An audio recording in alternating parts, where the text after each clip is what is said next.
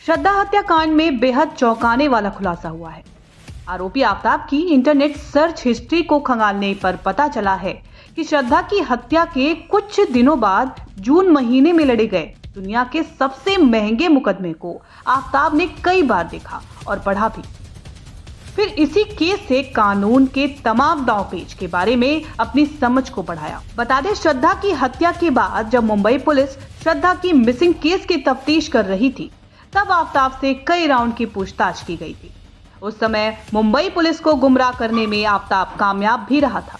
Mumbai police के सामने उसने दावा किया था कि श्रद्धा उसे छोड़कर चली गई है, जिस पर मुंबई पुलिस ने भरोसा किया और आफताब को छोड़ दिया। दिल्ली पुलिस ने भी आफताब से श्रद्धा को लेकर कई राउंड की पूछताछ की थी, जिसमें वो लगातार दिल्ली पुलिस को गुमराह करता रहा। अब आफताब की इंटरनेट सर्च हिस्ट्री से इस बात का खुलासा हुआ है कि आखिर कैसे उसने कानूनी दांवपेच के हर हथकंडे को पहले से जानने और समझने की कोशिश की थी, जिसका इस्तेमाल उसने दिल्ली मुंबई पुलिस को जांच के दौरान उलझाने में किया था। बता दें, हॉलीवुड सुपरस्टार जॉनी डेप की पूर्व पत्नी एम्बर हर्ड ने साल 2018 में एक अखबार को इंटरव्यू देकर ये दावा किया था कि वो डोमेस्टिक वायलेंस का शिकार हुई थी। उन्होंने कहा था कि जॉनी ने उनका शारीरिक और मानसिक शोषण किया था।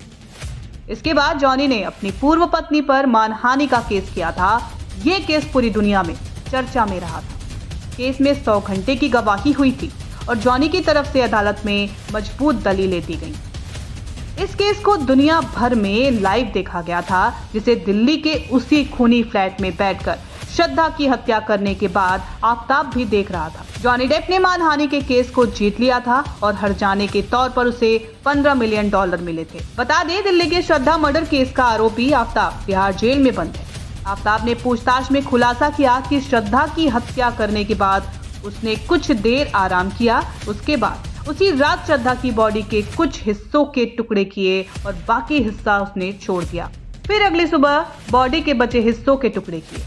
आफताब मुंबई के 5 स्टार होटल में शेफ की नौकरी कर चुका था, इसलिए उसे मालूम था कि किसी भी बॉडी को कैसे और किस तरह से आसानी से काटा जा सकता है।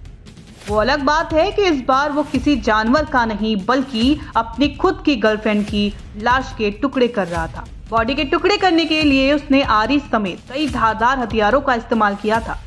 आरी को गुरुग्राम में अपने दफ्तर के पास फेंक दिया था। उस आरी को तलाशने के लिए दिल्ली पुलिस ने उस इलाके में काफी सर्च अभियान चलाया, लेकिन आरी अब तक बरामद नहीं हुई है। पूछताछ में आफताब ने बताया कि उसने श्रद्धा की बॉडी के टुकड़ों को तकरीबन 4 महीने तक फ्रिज में रखा था। आफताब ने पूछताछ में बताया कि श्रद्धा की हत्या करने के बाद वो बेहद ठंडे दिमाग से हर काम कर रहा था, हर सबूत मिटा रहा था। श्रद्धा की बॉडी को कहां और कैसे ठिकाने लगाना है, वो हर वक्त इसके बारे में ही सोचता रहता था।